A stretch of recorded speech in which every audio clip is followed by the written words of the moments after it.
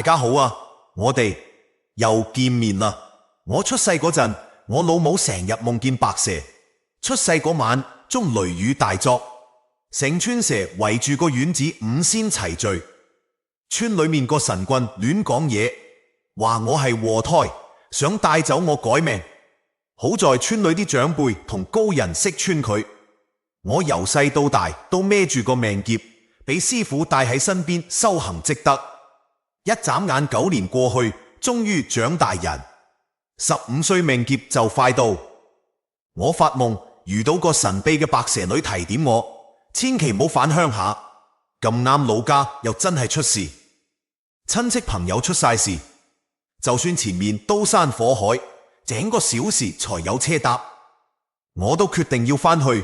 前路係點真係未知，仲未睇第一集嘅朋友，去我主頁自己睇啦。呢個司機雖然表面上望落慈眉善目，但面帶兇相，一睇就知唔係好人。我明明睇得出，都仲上佢車，就係想順便教訓下佢。如果可以感化到佢以後行善，等咗成個小時才有車搭，都算一件功德。好快個黑車佬返嚟啦，仲要帶多2個人。我一見知識唔對，即刻攞出包住嘅大砍刀，推開車門落車。個司機一見我落車，還拎住把刀，當場呆晒。我望住佢問阿叔：呢2位邊位啊？個司機執實我把刀，好警惕咁話：你唔係去外省咩？我驚到時收唔到錢，仲要俾人打，所以叫埋2個兄弟一齊。兄弟，你有所不知啦，走長途比黑食黑嘅人大把，你咪諗多。哎呀，點解仲攞把刀出嚟㗎？我冷笑一聲，見佢仲喺度扮嘢，直接踢爆佢。行啦，咪搬氣啦。我一睇就知你塊面帶兇氣，絕非善類。想必你平時都冇少幹呢啲半路劫客嘅陰坑嘢。一聽我咁講，個司機阿叔摸摸自己塊肥面，話：喲，你仲識照相？我唔單止識睇相，我仲知你如果對我喐手，你會死得好慘。我直截了當。個司機阿叔明顯唔信，亦費事再扮，指住我把刀話：就憑你手上面把刀，你敢劈落嚟？佢講嘢嗰陣，後嚟嗰2個人，一個掏出把匕首，另一個拿住把錘仔，慢慢逼近我。我咧嘴一笑，望向佢哋後面衰鬼，有7、8隻野鬼喺度睇緊好戲。跟住我直接掏出陽差令牌，當鬼符一聚，嗰幾隻野鬼嚇到即刻褪後。我直接落指令，嚇佢哋就得，唔好拎佢哋條命。我同你哋先記做賊，以後你哋唔使再做遊魂野鬼，我親自送你哋入地府。話音剛落，個司機阿叔同另外2個人當場懵圈。拎錘仔嗰個高瘦佬話：呢個僆仔係咪嚇到傻咗？同空氣講埋啲咁嘅癲嘢，理得佢？搶咗先講，小心伸佢把刀。估唔到撞到嗰個揸手貨。司機阿叔一落柯達，高瘦佬同佢同伙唔再猶豫，快步衝上嚟，但未等佢哋行近，成個人就突然撲通一聲冧咗落地，因為幾隻野鬼扯實佢哋對腳。呢2個人嚇到魂飛魄散，發癲咁揮舞武器，但佢哋啲凡鐵又點傷到鬼魂？再睇個司機阿叔，等咗整個小時才有車搭，已經睇到傻咗，因為佢根本睇唔到鬼，仲以為自己2個兄弟鬼上身發神仙癲。我呢個時候望向佢手指指一指，甩另外2隻野鬼上去，就將佢成個抬起。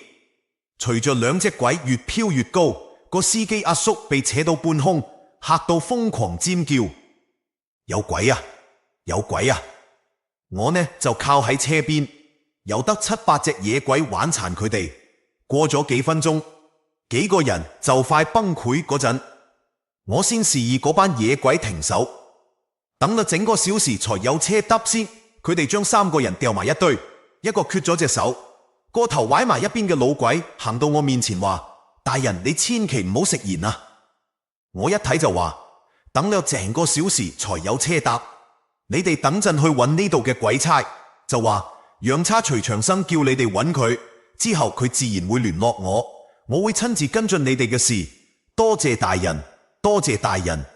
仙鬼帶頭鞠躬，我點點頭叫佢哋走，老鬼都唔敢逗留，即刻帶埋嗰班野鬼閃人。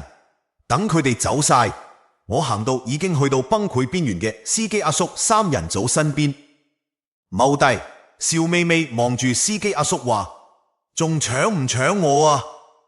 個司機阿叔嚇到拼命向後爬，個肥頭好似撥浪鼓咁擰，連講嘢都結埋巴，哆哆嗦嗦話唔敢。我知佢被嚇到傻咗，直接話叫你兩個手下扯旗，你繼續幫我開車，放心，車錢一分都唔會少你。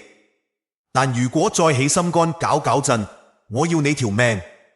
講完，司機阿叔猛咁點頭，我又補多句：你唔開，一樣要你命。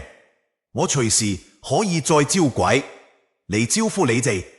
跟住我就上車，大概過咗5-6分鐘，嗰個司機阿叔小心翼翼扭開車門上車，明顯個人定翻少少。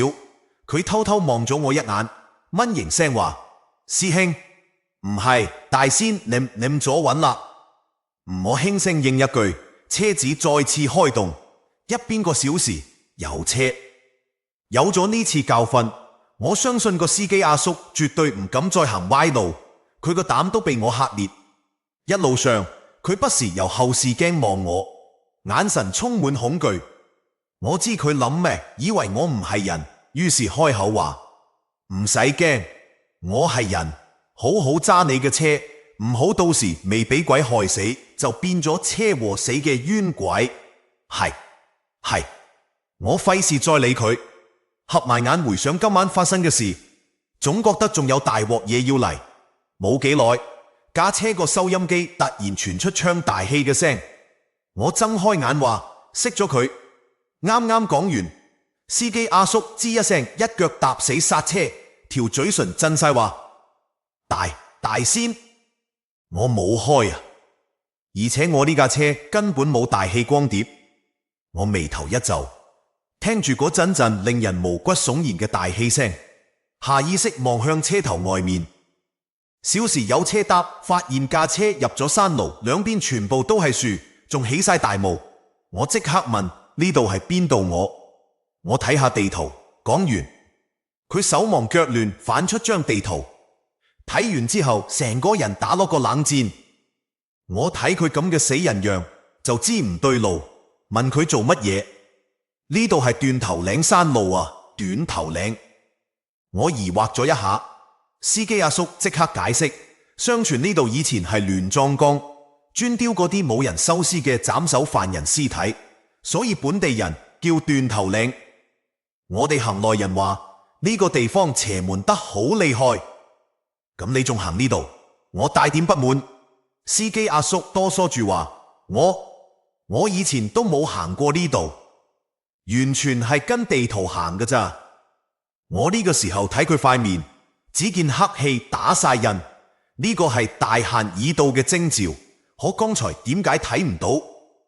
仔細一諗，我個命劫就快到唔通話，憎呢一路上連累咗佢。雖然呢條友唔係咩好人，但害死佢，點知我仲未過到自己過關，於是命令佢衝過去，開唔到啊！霧太大，如果跌咗落山，絕對車毀人亡。司機阿叔講到就快喊出嚟，跟住又哀求大仙：你剛才咁神通廣大，你想辦法啦，我唔想死喺呢度啊！我一睇咁樣，塞咗幾張符咒俾佢，叮囑話唔想死就鎖死車門。好，跟住我推開車門落車，手簫上面提着8人斬，車裏邊嗰個大氣聲仲喺耳邊纏繞住，好似係豫劇，聽唔明唱咩。我心裏邊雖然提高警惕，但亦忍不住一肚火。呢一晚真係乜牛鬼蛇神都同我過唔去。我即刻冷聲喝道：扮神弄鬼，同老子滾出嚟！一時間前面啲霧越嚟越濃，我揸緊把刀，才有小事唔敢托大。因為師父講過唔好輕視任何鬼怪，獅子搏兔都要用盡全力。對方可以引嚟咁重嘅陰霧，絕對唔係普通貨色。下一秒，大氣聲突然停咗，緊接住吹喇叭打鑼打鼓嘅聲響起。我下意識越回頭，就見後路都已經被陰霧封死，隱約見到一隊迎親隊伍抬着花轎喺大霧裏面飄過嚟。未等我反應，後面又傳嚟喊喪聲。我一擰頭，隱約見到另一隊人抬着副棺材向我逼近。我當場醒悟，塊面青晒。呢個係紅白相殺，喜喪相衝，大凶之兆。呢一刻，我全身上下緊繃，完全冇咗頭先嘅自信。師父以前講過魂靈分類，普通鬼魂冇怨氣，基本上唔害人，然後就到怨靈、惡靈、凶靈，一級凶過一級。凶靈最鬼死凶殘，一般鬼差都搞佢唔掂。有些燒道行嘅凶靈仲會修煉，喺陰間霸佔一方做鬼王。而呢個紅白相殺就係凶靈之一。根據師父俾我本手札記載，紅白相殺係結婚當日冤死嘅新郎新娘，怨氣深到爆，就算我師父見到都要兜路走。所以呢個絕對唔係我搞得掂嘅級別。但呢個時候想走已經太遲，我心裏面好後悔自己咁自大，但唯有咬緊牙關硬頂下一秒。抬棺材嗰堆人肯點，我握緊把刀堆人行先。牛馬勾魂，無上索命，城隍盜靈，判官斷罪孽。本座係十殿閻羅麾下崔判官欽定嘅人間九大陽差之一徐長生，以等凶靈速速散去，休得作惡。我雖然知呢個時候嚇鬼已經冇用，但都要做最後掙扎。只見個口黑棺材直接向我撞過嚟，成班喊喪小鬼圍住我都費事再多講，側身避過黑棺，一刀劈落個喊喪小鬼個頭度，轟一聲，個小鬼慘叫，當場魂飛魄散。就呢一刀嚇到其他小鬼唔敢再行前，我心裏邊慌到跳出嚟，但眼神保持兇狠，一手抹過刀鋒，鮮血染紅刀身嗰陣，血紅刀光大盛。我望住黑棺上面個領頭喊喪鬼，見佢手上面提着個死人頭，我冷笑，呢把刀斬過100個惡人，名號百人斬，專劈你呢啲斷頭鬼。話音剛落，喊喪鬼一飛，個死人頭成個身都衝埋嚟。我啱啱想接招，後面迎親隊就殺到，個花轎直勾勾撞過嚟。我咬緊牙關發狠，一把灑出大疊符咒，一時間符光暴漲，歡喜小鬼同喊喪小鬼紛紛慘叫，個花轎即刻跌落地。未等我定神，喊喪鬼個頭已經飛到面前，對鬼眼閃爍住青光，張開血盆大口就朝我條頸咬落嚟。我橫刀一擋，鬼頭尖叫，個身體上嚟同我瘋狂纏鬥。佢身手真係相當之勁，配合埋個鬼頭，搞到我有些小招架唔住。加上佢係兇靈，等咗成個小時才有車搭，殺氣同我把百人斬不相上下。百人斬嘅震懾力大打折扣，亦都喺呢個時候，花轎裏面個歡喜鬼都出埋嚟，面色慘白，成雙眼冇眼珠，一身鳳冠霞帔。我意識到呢條女想偷襲，但喊喪鬼纏死我根本分唔到身。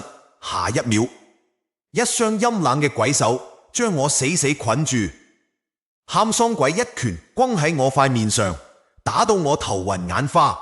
等我一開眼，嗰個鬼頭已經湊到我條頸，我拼命掙扎，但喜喪鬼箍得太緊，心諗今次大鑊要交代喺度啦。就在呢個時候，我只感覺心口一熱，一道強白光突然爆開，反落閃到我眼都花埋。等視線清晰翻，就見一條巨大嘅白蛇擋喺我面前。條蛇大到好似蛟龍咁，全身好似玉一樣白，將成條山路霸晒。未等我回過神，白蛇張開大口，一啖吞咗撲過嚟個喊送鬼頭。蛇尾一擺，將佢條屍撞飛，跟住佢黑然擰頭，口中發出怒吼，一個個詭異嘅符文顯化，瞬間將歡喜鬼包圍。只見歡喜鬼慘叫一聲，直接灰飛煙滅。我亦當場重獲自由。前後不過幾秒鐘，紅白雙煞就被徹底消滅。呢條白蛇簡直勁到黐線，眨眼滅凶靈，完全超出我嘅想象。我再睇條白蛇嗰陣，佢個身已經慢慢消散。我即刻開口：你點啊？嗰對蛇眼閃爍住紅光，望住我口吐人言。呢個只係我留喺塊肉裏面嘅殘餘法力，只能出手一次。長生，千祈唔好再翻村，有人要害你。我一聽即刻追問係邊個要害我，但呢個時候佢個身影已經完全消失，連聲都發唔出。我發唔出，我呆立當場，回想起剛才一切，成條脊椎骨發涼。我終於知呢條白蛇就係我嘅半生仙，估唔到佢喺我塊半生肉度留咗法力，即係話咁多年嚟佢其實一直陪住我，今日見我有生命危險先出手救我。如果唔係，揼千，我今次真係死定。我下意識握緊嚿蛇肉，已經變得冰冰涼。諗翻起半生仙最後嗰句說話，我真係猶豫翻唔翻去好。如果話先一開頭嗰啲蛇同鬼魂只係阻路，咁剛才呢個紅白雙煞直情就係要攞我條命。就算斷頭嶺有凶靈，點解偏偏要對我喐手？呢度絕對有古怪，有人要害我，到底係邊個？再睇下周圍啲小鬼，一個二個一早走晒。我眼見陰霧散去，便轉身行翻轉頭。好快我就見到司機阿叔企喺駕駛座門前，心裏面咕噔一下。一行緊就見到駕駛艙裏面嗰個阿叔雙眼撐到大一大，馬青公好似被活活嚇死咁。至於出面呢個就係佢剛剛出竅嘅魂靈。呢種啱啱死嘅魂靈，連鬼都未算得上，乜都記唔起，好似初生小事神師咁。我心裏邊好內疚，行到渾渾噩噩嗰個阿叔靈魂邊上話：係我害咗你，放心，我會安排好你落去地府嘅事。隨即我拎出一個巴掌大嘅樽仔，一拍攝魂符，將佢個靈魂收埋帶走。至於佢條屍，唯有等其他人發現，法醫自然會查得出死因，我亦不便干涉太多。之後我喺山路上行咗好耐，面對黑夜，我其實唔驚，一直喺度諗半生仙講嗰句有人要害你。如果整個小事呢個講法，紅白雙煞對付我就絕對唔係偶然，可能係有人特登安排。但乜人咁神通廣大，可以指使凶靈做嘢？而且我根本唔記得自己得罪過乜人，做乜要害我？亦都喺呢個時候，我感覺有對眼及實我。我一扭頭，卻乜都冇，望向山路邊個密林，黑麻麻一片。我直覺裏面有嘢，下意識握緊把刀，好快，沙沙聲傳出，我心裏面抽緊，把刀已經抬起。跟住就見到大批蛇同3隻黃皮子由林裏邊穿出嚟，我一見，成個人鬆晒一口氣。對住呢啲，我一早見怪不怪。每到一個地方，5千蚊嘅小時才有車搭，走嚟同我親近，保護我。剛才對付紅白雙煞佢哋冇出現，純粹係一切發生得太快，有佢哋喺度，整個小時才有車搭，我多咗一份安全感。就咁樣喺深夜嘅山路，我一個人身邊跟着3隻黃皮子，同一大堆蛇喺度行。呢幕如果被普通人見到，肯定嚇到心臟病發。好在已經係半夜3更，呢個地方又傳聞邪門，所以完全冇車經過。呢一路我行咗好耐，等我行出山路，等咗整個小時，才有車踏入到省道大路嗰陣，終於見到有來往車輛。我於是對嗰3隻黃皮子同班蛇話：你哋返去啦，我唔會有事嘅，好好修行，唔好出嚟嚇人，知唔知？睇住佢哋聽聽話話散開，我就順住省道公路繼續行，冇去截車，畢竟半夜3更攔車，傻嘅先會停。就咁樣，我行下歇下，去到天就快亮嗰陣，終於揾到附近小鎮個客運站。呢個時候，我用公用電話再次打俾師傅個 BB 機，呢一次電話好快響，一接通，就聽到師傅喺嗰邊好心急咁嗌：你呢個死衰仔去咗邊啊？六婆話你根本冇返到鄉下，係咪非發生咗咩事？有冇邊度整傷？聽住呢一連串嘅質問，我心裏面好窩心，諗翻起今晚嘅遭遇，忍不住鼻頭一酸，把聲都沙晒，烏日就話：姑姑，我冇事，就係頭先遇到紅白相殺。我呢句一出，師傅喺電話嗰頭倒吸一口涼氣，語氣明顯慌張起嚟。咁你冇事啊嘛？唔係驚，話俾我聽你喺邊，而家盡可能去多人嘅地方，唔好死頂硬撐。我即刻過嚟，我趕緊將地址報上，等咗成個小時才有車搭。我亦好快將今晚發生嘅事大致講咗一次。等我講完，師傅吩咐我千祈唔好亂走，我就買嘢食。我答應之後，就喺車站等師傅過嚟。雖然周圍有人，亦有遊魂野鬼，但我心裏面始終有啲慌，所以完全唔敢瞓。直到周圍開始旺起嚟，人流變多，我先忍不住瞌眼瞓。等我再醒返嗰陣，發現自己竟然枕喺師傅大腿上面，回過神嚟。我即刻一把抱實師傅：姑姑，你嚟啦！師傅好錫咁摸咗摸我個頭，話咁大個人啦，仲撒嬌，以後仲敢唔敢自作主張？明知自己命劫要到，仲敢周圍亂走？聽住佢咁講，我鬆開咗姑姑，左直嗰人話：六婆話屋企出事，我聯絡唔到你，又擔心屋企人安全，諗住自己都算學咗啲本事，先過去頂一頂，等埋你過嚟，肯定搞得掂。講完，我偷偷望咗一眼師傅，佢嗰張絕美嘅面孔上露出咗一絲無奈嘅笑字，話：跟住呢，死咗一個人，仲遇到紅白相殺。你呢個死仔，我真係太中你，將你慣壞晒。聽住師傅不痛不癢嘅責罵，我扁晒嘴話：我知整個小時，以後唔敢啦。咁而家你睇下點辦？我將個波丟翻俾師傅，有佢喺度，我成個人就定晒。師傅先係叫我交出個風鬼小津，然後話：死人呢件事我會叫人去處理。至於番村，你個半生仙，既然話有人要害你，咁就絕對唔係講笑。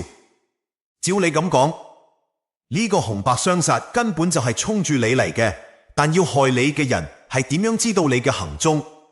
呢個先係問題。聽到呢度，我開口話：你之前唔係講過玄門有一種追蹤之術咩？會唔會係我哋呢幾年喺出面積陰德得罪咗咩人？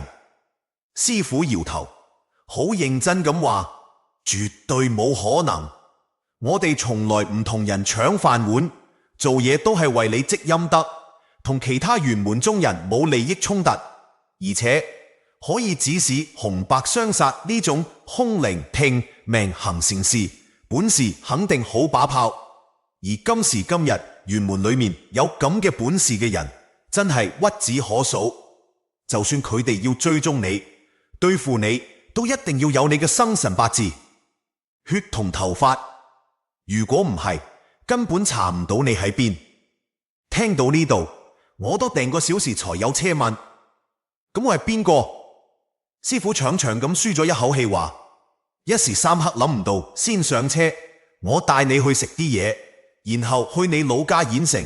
不過你一定要答應我，絕對唔可以再胡鬧，一定要聽話。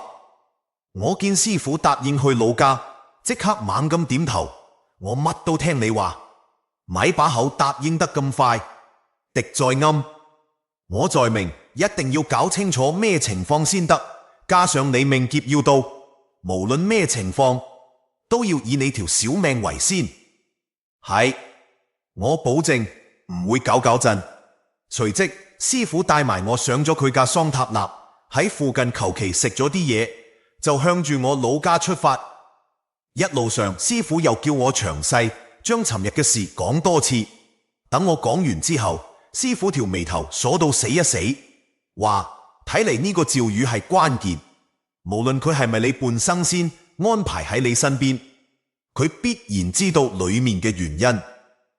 如果唔係，佢唔會由得班鬼阻住你。我一見咁樣就話，咁我哋不如翻轉頭揾趙宇，趕唔斷啦。今日就係你嘅命劫日，如果六婆所講你村裏面啲人因為你而受難，咁話唔埋，今日就係村民幫你擋劫之日。師傅後邊呢句說話一落，我塊面即刻青晒，但我又唔喺佢哋身邊，點會連累到佢哋？因為害你嘅人將因果轉嫁到佢哋身上，同樣地，你而家都好危險。佢嘅目的係你呢個係一個局。師傅好嚴肅咁回答，我好疑惑，佢做乜非要害我不可？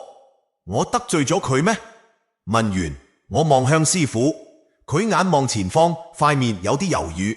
我見狀即刻追問，姑姑，我都15歲啦，呢幾年你老是敷衍我，唔話我知做乜我咁特別，但我又唔係傻嘅。我睇咗咁多玄門奇書，同地府鬼差打咗咁耐交道，自己大致都估到一二。崔老頭同我講過，好似我咁嘅人唔係冇，有人天生午衰，有人天生命格低賤，成個小時才有車搭，亦有人天生克親。而呢啲人之所以會咁，係因為佢哋前世做了大業。雖然喺地府受完罰可以投胎，但罪業好難消，尤其係被害之人嘅怨念會一直盤旋糾纏。所以呢類人一出世，一係全家死清光，一係短命夭折，一係被冤魂索命，殺死之後吞埋佢個魂魄，徹底喺呢個世界上消散。地府對呢類人非常忌憚，因為涉及大因果，所以邊個都唔會多講多管。我依家整個小時係特例，如果唔係你當初同地府做咗交易，等我成為崔老頭麾下嘅洋差，我一早被走上門麻煩啦，係咪？我一口氣講完，師傅好心疼咁望咗我一眼，冇出聲。我越諗越委屈，把聲都沙埋，烏衣就話：我前世肯定係個大惡人，也許係我該死。胡說，你唔係，唔准講埋呢啲喪氣。話師傅突然大喝一聲，我望向佢，只見師傅一腳踩死剎車，拉好手剎，然後望住我，好嚴肅咁話：長生，我知道你一直喺度查自己特殊嘅原因，唔係唔話你知，而係連我都未搞得清楚。你命格福運好厚，生出嚟就有5仙庇佑，絕對唔係咩大惡人。如果放喺古代，你係帝王將相嘅命格，一生平平安安，大富大貴。但你缺咗最重要嘅一環，就係你冇陽壽，生死簿上面完全冇你嘅名同八字，你根本唔係行地府輪迴投胎嘅。你天道不容，最後呢4個字好似行雷咁喺我耳邊炸開。天道不容，唔係行地府輪迴，咁我係點樣投胎出世嘅？我成塊面都係不可置信，脫口而出。咁我係點樣嚟到呢個世界上噶？呢個就要等你個半生先出嚟先知，只有佢先知你所有嘅秘密。至於你問做乜有人要害你，那是因為你呢一身福運同富貴命格係可以被掠奪嘅。你個魂魄更加係大寶之物，有利於鬼怪妖精修煉。師父講到呢度，抬起手摸了摸我個頭話，所以這一切都唔係你嘅錯，以後唔准再講自己該死，該死嘅唔係你，係呢個唔公道嘅天道，同埋嗰啲想害死你嘅衰人。我望住師父關懷嘅眼神，點點頭。師父，我明啦，以後整個小時才有講。咁先係乖仔，你都咪諗咁多。先後我先諗辦法，點樣抽個幕後黑手出嚟。到咗地方，我再教你點做。點整個小時，師父一邊講一邊踩油門開車，我呢就坐喺後座，手上面揸實嚿蛇肉。諗起嗰條白蛇，佢知我要出事，應該會嚟見我吧。先個小時，而佢知我所有秘密，我都唔使再自己盲摸摸去查。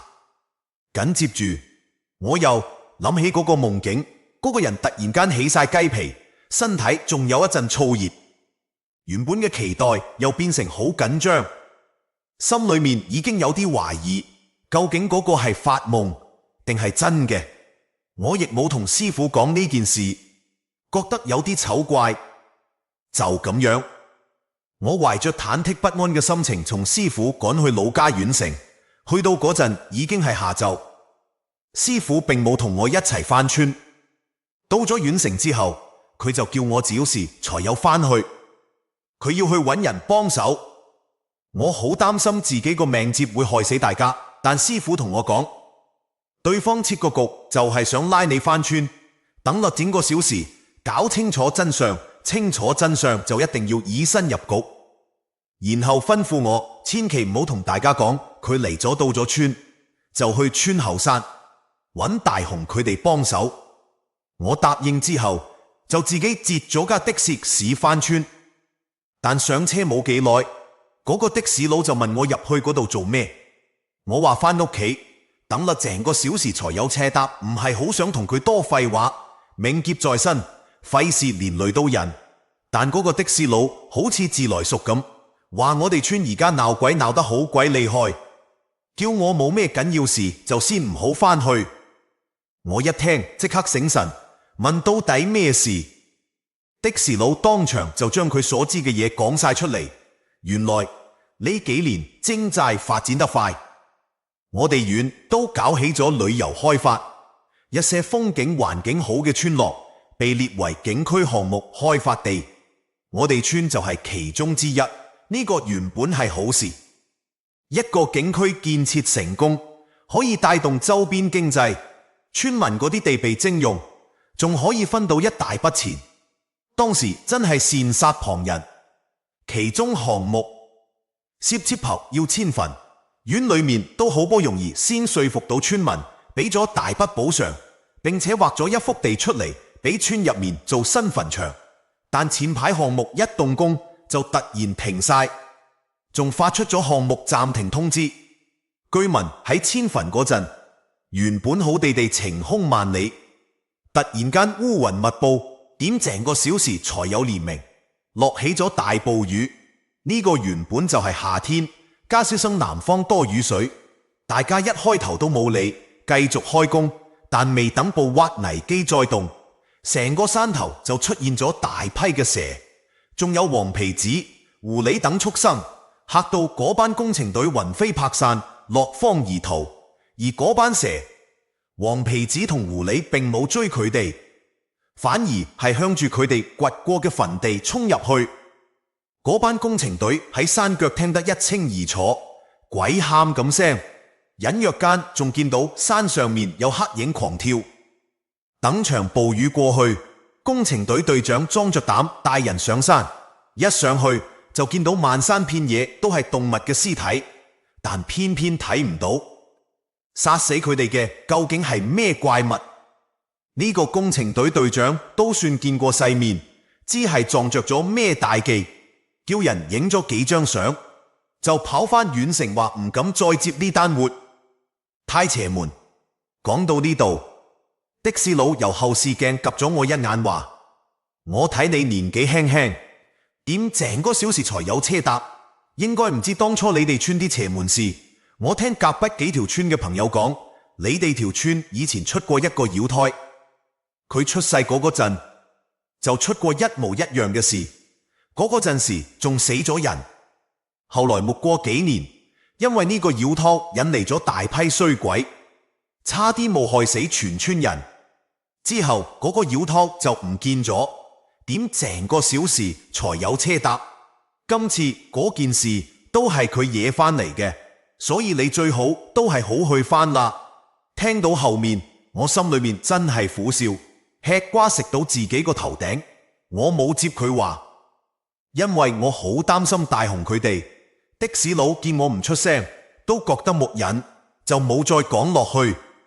到咗村口，我俾錢落車嗰陣，對着的士佬直接丟低一句：師傅，我就是攞個妖胎，我翻嚟就係解決呢件事嘅。呢句說話一出，嗰的士佬成雙眼突到大一大，我費事理佢，邁步入村。9年啦，條村已經完全變晒樣，原本嘅爛泥路已經變成水泥路，原本村口獵戶間木屋都起成咗水泥房，仲見到一座座高樓，呢啲以前都冇。我冇直接入村，而係兜路去咗後山，一路行過嚟，一個人影都冇。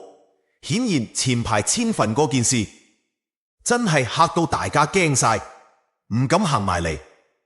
去到後山墳地附近，我就見到有幾嚿人守喺入山個路口。我諗咗諗，就由其他位置爬上山。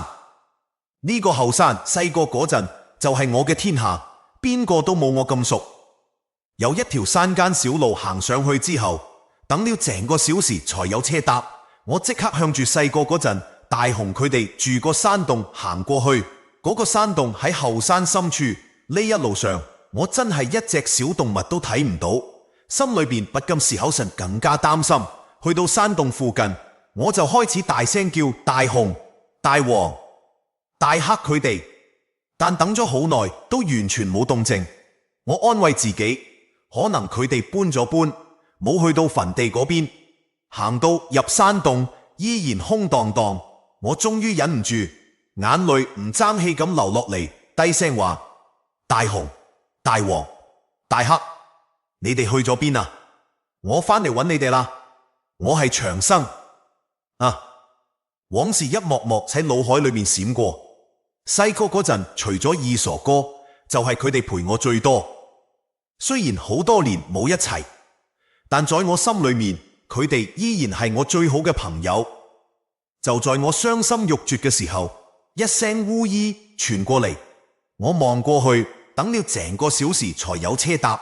一抹紅色嘅身影出現在我視線之中，喺佢邊上仲有一隻毛髮發白嘅黃皮子同黑狐狸。我即刻咧嘴笑咗，衝上去一嘢抱實大雄，話我一早就知你哋三個開咗靈智，肯定唔會走去送死嘅。就在我講緊嘢嘅時候，一把女人聲突然喺我耳邊響起嚟，都咁大個仔啦，點解仲喊鼻涕？長生，你其實唔應該翻嚟。我一開頭都未意會到，回答話我喺路上聽人講，墳地嗰度死咗好多種類嘅動物，總以為係你哋，呢個唔係傷心啊。但啱啱講完，我成個人醒悟過嚟，即刻鬆開大雄，定定咁望住佢。剛才係你喺度講嘢。只見大雄對狐狸眼閃爍住紅光，我下意識向後退，因為呢個係修成正果、道行有成嘅跡象。緊接住，大雄喺我面前口吐人言無錯。我喺呢度守咗300年，亦都修煉咗300年，雖然仲未入到妖仙之列，但已然擺脫畜生道啦。證實真係大雄開口，我成個人呆咗半日，講唔出嘢。師傅以前講過，天地之間分為鬼仙、人仙、正仙、妖仙、野仙，其中鬼仙就係地府嘅執法人員，例如牛頭馬面、黑白無常。人仙係大功德之人，死咗之後被世人建廟供奉，例如關二爺、岳王爺呢類。正仙就係傳說中嘅神話諸神，佢哋有廟宇宗門，受人間香火供奉，乃是天地間嘅正統。之後就到妖仙，大部分都係動物修行得道，最典型嘅就係東北五仙，只是世人不知。東北五仙係一個專稱，兵代表全天下只有5位妖仙。最後就係野仙，即係木中木派，更加木群體嘅散仙，例如六令娘娘之流，做咗好事被起廟供奉，但佢哋係最不穩定嘅。用師傅嘅說話講，呢班野仙心態完全睇心情，善惡好難分。呢5種裏面，前3種都冇實體，等你成個小時才有車搭。講白咗就係死後成仙，或者靠信仰成仙。而妖仙就唔同，佢哋係有實體嘅，亦都係最難成仙，正德位列嘅。佢哋修煉得道嗰陣，天雷先降世，只有懷得過天劫，先可以真正成仙，被天地認可。如果唔係，就唔算正統。而大部分嘅妖都死喺天劫之下，連個小時才有車搭，所以捱得過天劫嘅妖仙實力都非常之恐怖。但絕大多數嘅妖收開咗靈智之後，都唔會行呢條險路，所以最後都淪為野仙之流。回過神嚟之後，我還是有些小發愣咁望住大雄。你300多歲啦，衰仔，唔通你以為我同你一樣大咩？細個嗰陣仲日日打赤腳，光着個屁股騎喺我身上，人家話晒都係女仔，真係想一巴掌拍死你。大雄咁樣講，搞到我塊面紅晒。啲顧道，我呢個唔係唔知嘛，以後唔會噶啦。先唔講呢個，你既然識講嘢，快啲同我講下到底發生咗咩事，我即刻扯開話題，等多成個小時才有。大雄叫我喺地下坐低，佢好似細個嗰陣咁，趴喺我邊上望住我，跟住我就睇到佢眼神非常猶豫。過咗好耐先開口話，嗰塊墳地其實有一座鎮魂大陣，下面壓住咗好幾百隻凶靈。我哋山上面通咗靈嘅動物，奉咗妖仙大人之命喺呢個地方看守法陣，但最後都係守唔住。一場大禍在所難免啦！我不可置信咁大嗌：你話咩？墳地有法陣，仲壓住幾百隻凶靈，呢個到底係咩一回事？大雄對狐狸眼望向村子個方向話：前世因，今生果，你快啲離開條村啦！如果唔係，真係會冇命噶。好明顯，大雄有嘢瞞住我，我開始有啲急，大聲話：你既然知前因後果，就將全部嘢同我講清講楚。我姑姑嚟咗，佢非常之把炮，肯定搞得掂。再講我屋企人，同埋你訂個小時才有呢度，我點可能先擠埋袋，丟低你哋自己一個走佬？大雄卻係好平靜咁話：因果太大，有啲嘢我唔可以同你講。總之，你千萬唔好去同情村入面嗰啲人，呢個係佢哋祖宗欠落嘅債，包括你老豆老母、你阿爺一個都走唔甩。凶靈一出世，一定要滅晒仇家所有後代。你身上有妖仙大人守護，佢哋唔敢對你點樣。聽到後面，我塊面由青變白。大雄肯定係為我好，但我絕對唔會走。見問唔出啲乜，我直接起立，深呼吸一口氣，望住大雄話：我理得佢乜嘢因果，更唔去管咩前世今生。今日係我命劫，如果真係要死，我寧願同你哋仲有屋企人死埋一齊。講完，我邁開大步想落山，但大黑同大黃一步踏前擋住我。我越擰頭望向大雄，大雄雙眼再次閃爍紅光。我一意識到唔對路嗰陣，就聞到一股分外濃烈嘅異香，跟住覺得個腦一陣暈眩，成個人撲通一聲直接冧咗喺地。迷迷糊糊之中，我聽到大雄嘅聲：300年前你犧牲自己救翻全村，300年後無論係我定小時妖仙大人點千個身都絕對唔允許你再犯傻。公子，好好睡一覺啦，第時等埋妖仙大人翻嚟，你就會明白晒一切噶啦。大雄，我好虛弱咁嗌咗一聲，跟住就徹底失去咗知覺。等我再醒翻嗰陣，發現自己企喺村口，只是眼前呢條村根本唔係我記憶中嗰條漫天大火，周圍都係驚慌失措，周圍亂跑嘅村民，佢哋着住好古怪嘅古裝，一睇就知唔係現代人。未等我定神，一隻惡鬼突然面目猙獰咁向我撲過嚟，我下意識想去拔刀，但掛喺身上個袋仔竟然唔見咗，想閃避已經太遲。我沙蕭時有車有搭，我下意識一拳揮過去，但呢一拳竟然完全打空氣。再定眼一睇，嗰個惡鬼直接穿過咗我個身體，直截了當附身咗一個村民。跟住嗰個村民就發癲咁喺地下猛咁磕頭，咚咚作響。呢個明顯係要將宿主活活磕死。我即刻衝上去想拉住佢，但發現自己根本掂唔到呢班村民嘅身體。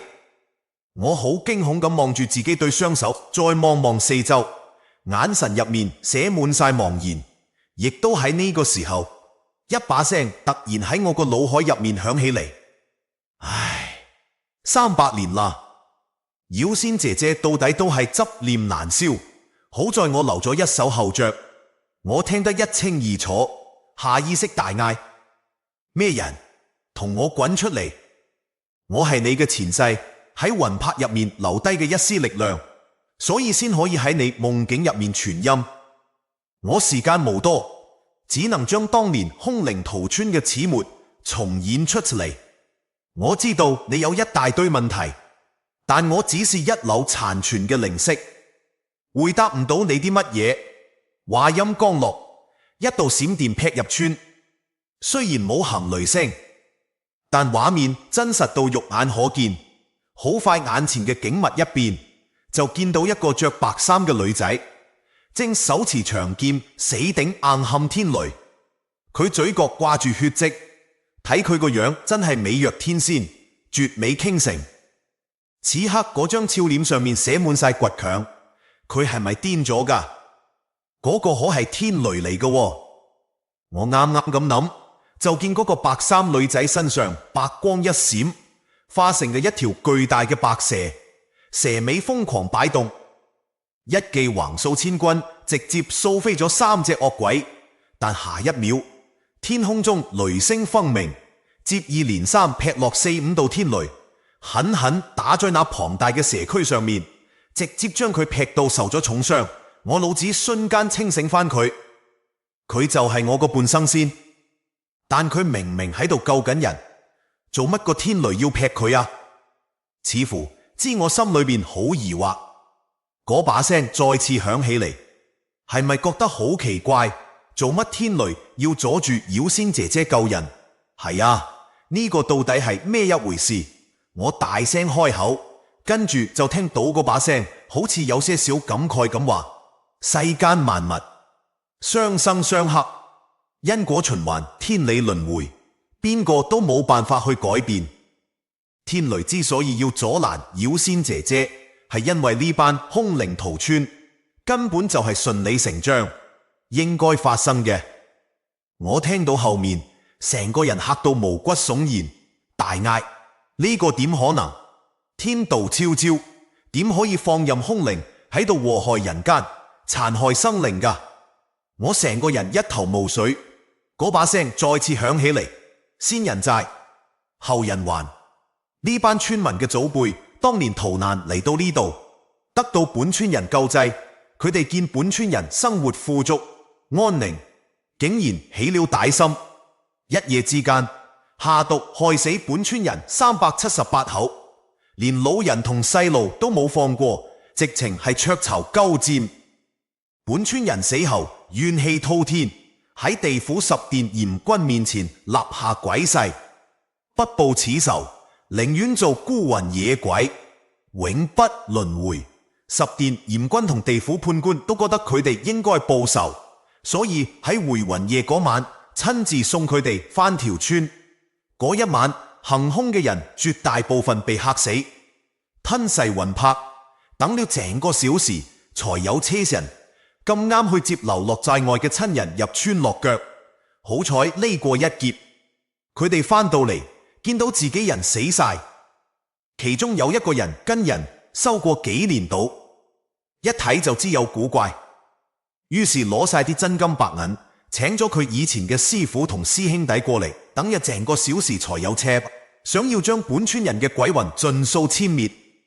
送呢班鬼魂返嚟嘅地府鬼差同判官睇唔過眼，出手干預，最後同嗰班修道之人達成協議，等咗成個小時才有車搭，可以鎮壓封印，但絕對唔可以斬盡殺絕。嗰班修道之人純粹係為財而來，既然知道自己幫緊嗰班人嘅惡行，都唔想傷天害理，等咗整個小時才有車搭，怕沾染巨大因果。於是佢哋瞞住請佢哋嚟嘅村民聽從地府意見，將本村人嘅鬼魂全部封印喺村裏面嘅風水墨眼上面，等咗整個小時才有知之後，會點都唔關佢哋事啦。亦都因為呢個原因，周之後嘅200年裏面，嗰班鬼魂嘅怨氣越嚟越大，原本嘅鎮壓等咗少小時才有車掛，反而變成蠱養出咗一班兇靈。而村裏面嘅衰人先祖為咗掩蓋罪惡，完全冇將呢啲真相告訴後代，導致條村嘅後人乜都唔知。點個小時淨係聽到呢度，我心裏面都深深為本村人喊冤。本來係好心救人，結果反而被仇人所害，死咗之後仲要被封印。呢度到底要積聚幾大嘅怨氣？怪唔得一個二個都變成兇靈。呢種血海深仇，換做邊個能不報？我即刻追問。咁後來呢？點個小時才有車搭？你做乜會出人嘅這裏？我只記得自己係吃呢度嘅百家飯長大，好似由細到大就知呢個墳地下有大兇，為咗報答村民，先咗成個小時才有車搭。我喺修道有成之後返條村，準備解決呢件事。喺了解所有事情嘅真相之後，我於心不忍，諗住化解佢哋嘅戾氣，度化佢哋。等咗成個小時才有車搭，但未等我出手就俾人暗算咗，有人破壞咗風水墨眼，釋放咗所有兇靈。我為咗救村民，又唔想殺咗呢班可憐嘅亡魂，唯有以自己嘅死亡為代價，重新將佢哋封印，並用咗一枚以前好友嘅妖丹嚟做陣眼，確保大陣唔會被衝破。喺彌留之際，整個小時才有車搭。我將真實情況告訴了當時嘅村長，叫佢哋以後將墳地起喺大陣之上，要後人將呢班兇靈當成先人咁供奉祭祀，這整個小時才有嘅戾氣。我自己更加係喺離魂之後一同入咗法陣守住佢哋，以免再有人暗中搞小動作，直至佢哋戾氣消散。但估唔到妖仙姐姐執念太深，應該係取走咗陣眼嘅妖丹，帶走咗我嘅魂魄。呢個世界先至會有你。我聽到後面心頭劇烈一震啊！我真係你，就係因為咁樣我先會咁特殊噶。只聽嗰把聲好遲疑咁話，呢個我答你唔到。我只是一縷殘色，等咗成個小時才有車搭，冇晒所有記憶，只記得關於呢幾百隻兇靈嘅事。呢個世界上冇兩朵完全相同嘅花，你係我，亦都唔係我。